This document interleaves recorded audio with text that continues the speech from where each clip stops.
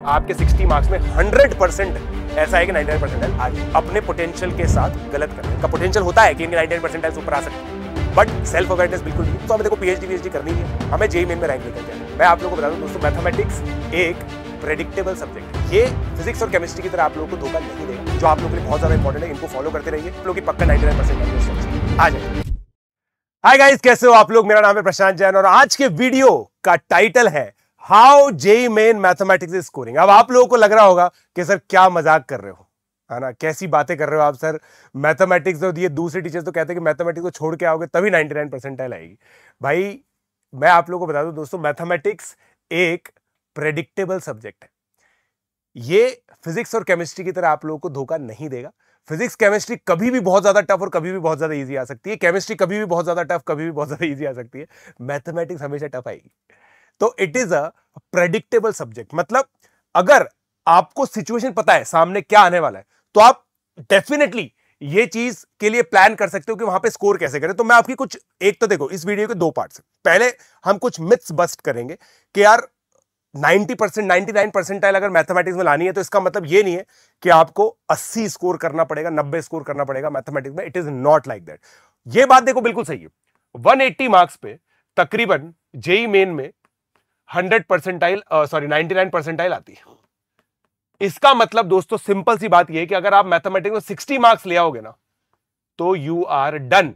आपके 60 मार्क्स में 100% ऐसा है कि 99% आ जाएगी।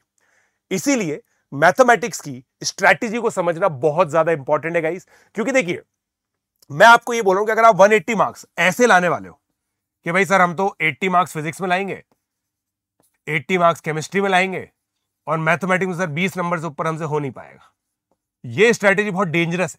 मतलब ये आप बहुत रिस्क ले रहे हो, बहुत बड़ी रिस्क है इसके अंदर।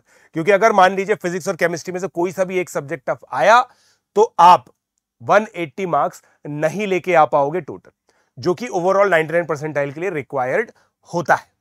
तो चलिए अब कुछ मिथ बस्ट करते हैं। सबसे पहले तो जैसा मैंने आप लोगों को बताया, तो यार 60 मार्क्स आप लोगों को लेकर के आना।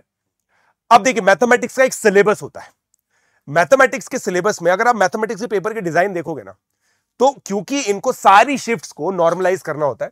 पिछले साल जैसे 19 शिफ्ट हुई थी, तो हमने देखा कि एक क्वेश्चन क्वाड्रेटिक का पक्का आ रहा था, एक या दो क्वेश्चन सीक्वेंस एंड सीरीज के आ रहे थे। तो काफी टेम्पलेटाइज्ड सा पेपर था।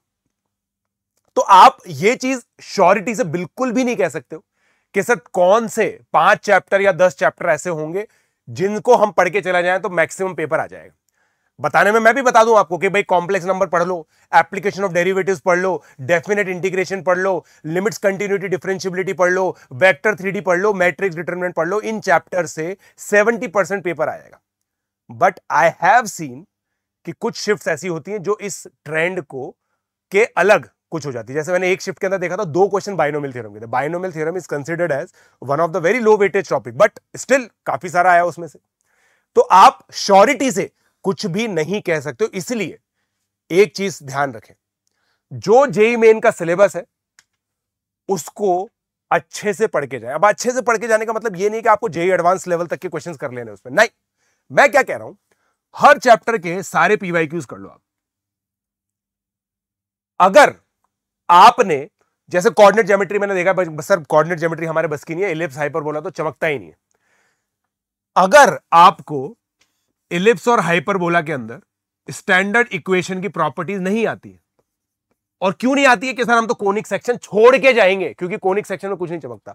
भाई कोनिक सेक्शन से एक क्वेश्चन तो इसेंट्रिसिटी निकालने का आ जाता है, जो बहुत सरल होता है अगर बेसिक डेफिनेशंस भी आती हैं तो एक इंपॉर्टेंट टेक अवे आप लोगों के लिए क्या है, इजी चीजें किसी की भी नहीं छोड़नी है। इजी चीजें आप लोगों को सभी की करनी है। कोई भी चीज की, कोई भी चैप्टर हो।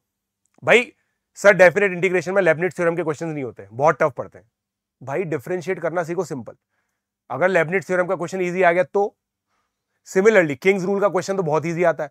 बच्चे कहते हैं सर डेफिनेट इंटीग्रेशन तो हम छोड़ के जाएंगे, सर एरिया अंडर कर्व के अंदर तो बहुत लंबी कैलकुलेशन आती है। अरे भाई पैराबोला का हमेशा एक तो पैराबोला ही आता है, उसके अंदर ये एरिया 2/3a है, ये एरिया a/6 है, ये एरिया a/6 है। कुछ स्टैंडर्ड चीजें होती है जो आप अच्छे से करके जाओ।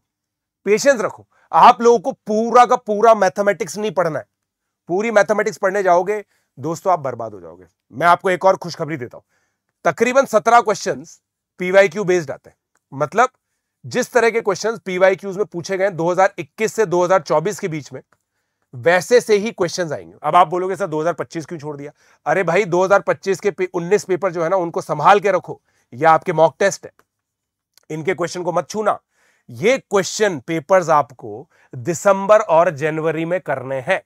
नवंबर तक आप लोग को सिलेबस खत्म करना है, दिसंबर और जनवरी में ये 19 पेपर आप लोग को अटेम्प्ट करके जाने, ताकि आप लोग को एक रियल सिचुएशन पता चले। और अगर इन पेपर्स के अंदर आप 60 से 70 मार्क्स मैथमेटिक्स में लेकर के आ रहे हो, तो दोस्तों मैं आप लोग को गारंटी दे रहा हूं कि आप जनवरी अटेम्प्ट के अंदर 60-70 मार्क्स लेकर के आ पाओगे। बट वो कब होगा, कैसे होगा? जब आप सारी इजी चीजें हर एक चैप्टर की कर लोगे। तो ये मिथ है दोस्तों कि कुछ 10 इंपॉर्टेंट चैप्टर होते हैं, 8 इंपॉर्टेंट चैप्टर होते हैं। भाई मैंने भी इस तरह के वीडियो बनाए हुए, और लाइकली सिचुएशन होती है, मोस्ट लाइकली वही आएंगे। जैसे मैंने जो अभी चैप्टर की लिस्ट बताई ना, मोस्ट लाइकली उन्हीं से 70-80% पेपर आएगा, ये बिल्कुल सही है। बट अगर नहीं आया तो मेन दिक्कत यही होती है, और बच्चे वहां पे अडेप्ट नहीं कर पाते हैं। आज भी आप देखो दोस्तों 295 मार्क्स में 100% आती है। आज भी 180, मतलब सोचो 180 इज 60% मार्क्स। 60% मार्क्स में आज भी 99% आ रही है, कितनी बड़ी बात है। मतलब केवल 1% बच्चा 60% या उससे ऊपर स्कोर लेकर के आ पा रहा है। सोच के देखिए आप, आज भी दोस्तों अगर थोड़ा सा सही स्ट्रैटेजी से आप चलोगे और इंपॉर्टेंट चीजें करो, तो आपको कोई दिक्कत नहीं होगी। दिक्कत कहां होती है? दिक्कत वहां होती है जहां पे आपके घर में चल रही है कंगाली और आपको सॉल्व करनी है ब्लैक बुक। आपसे एनसीईआरटी ढंग से सॉल्व नहीं हो रही है, आपको करनी है ब्लैक बुक। भाई जो भी बच्चा इस तरह की मेंटालिटी रखता है कि सर मुझे तो एडवांस क्वेश्चंस करना है, सर ये तो बेसिक क्वेश्चन है, एनसीईआरटी इज बीनीथ मी, ये JEE main PYQs are beneath me, ये बच्चे सबसे ज्यादा अपने पोटेंशियल के साथ गलत कर रहे हैं। उनका पोटेंशियल होता है कि इनके 99% से ऊपर आ सकती है, बट सेल्फ अवेयरनेस बिल्कुल नहीं है। और मेन ये है दोस्तों, हमें देखो पीएचडी करनी नहीं है, हमें जेईई मेन में रैंक लेकर के आनी है। तो आप दोस्तों 3 चीजों के लिए आप मुझसे प्रॉमिस करेंगे। सबसे पहले ध्यान से सिलेबस देखिए, जो चीज नहीं है उसको मत पढ़िए। टेंजेंट एंड नॉर्मल नहीं है, नहीं पढ़ेंगे हम लोग। Integration age limit of some नहीं है, नहीं पढ़ेंगे हम लोग। मीन वैल्यू थ्योरम्स नहीं है, हम लोग नहीं पढ़ेंगे।